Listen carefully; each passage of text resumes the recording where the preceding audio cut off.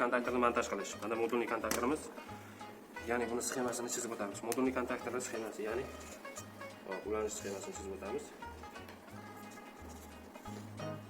Kerak включатель orqali, ya'ni включательga nagruska tushmasligi uchun biz kerak modulli kontaktor orqali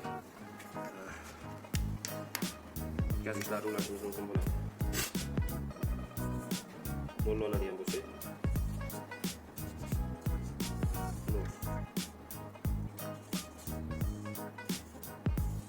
masalan biron bir nagruska yoki lampochani yoqishimiz kerak bo'ladi.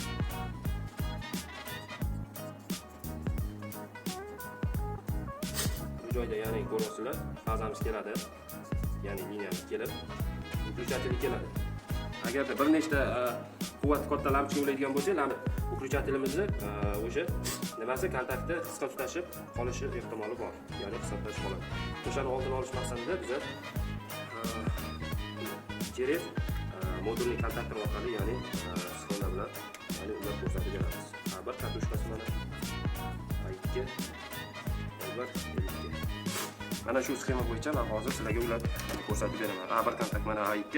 Bular ya'ni o'sha katushka, ya'ni cho'lg'am hisoblanadi. Включатель yoqqan bosganimizda, ya'ni yoqqanimizda katushkaga beradi, ya'ni cho'lg'amga beradi. Cho'lg'amda magnit maydon hosil bo'lib, kontaktni tortadi hamda kontakt qo'shilib, lampochkani yoqib beradi. Mana shu sxema bo'yicha ko'rib o'tamiz.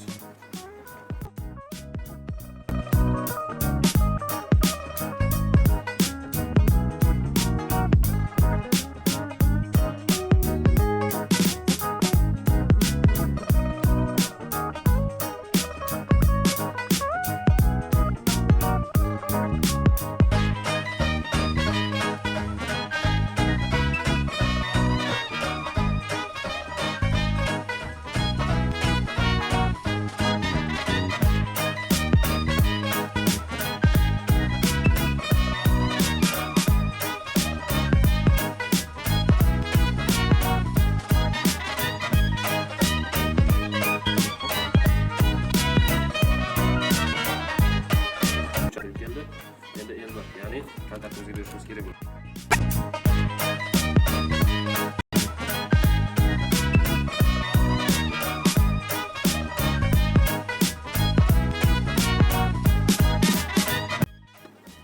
Включателdan chiqarib turib, bir ya'ni katushkasiga berishimiz kerak. Включателdan chiqaramiz hamda katushkaga beramiz.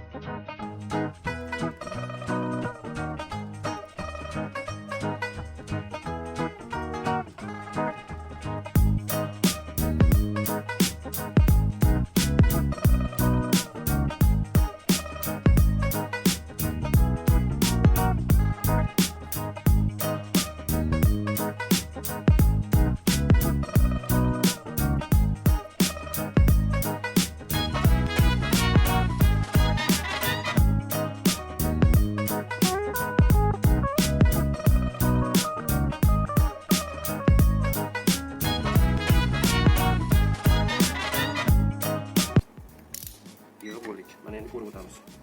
Faza chiqdi. Faza kelish kerak yoqqanimizda. Mana keldi. Qo'shdi. Bittani beryapti. Ko'rasizlarmi? Mana o'chirdim. Hamda faza pastga kontakt keladi. Qo'shilgandan keyin lampochkaga o'tadi. 0. Ko'ramiz 0 mana. Mana 0 bor. Ko'rdinglarmi? Ana endi biz fazani aniqlab olamiz. Faza pastga.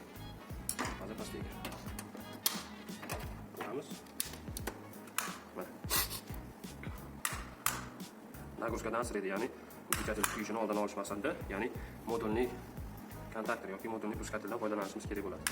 Buni bitta kontaktlisi, ikkita kontaktlisi bor. Bemalol ishlatsanglar bo'laveradi. Mana. Darsimiz shundan iborat. Rahmat, sog' bo'ling.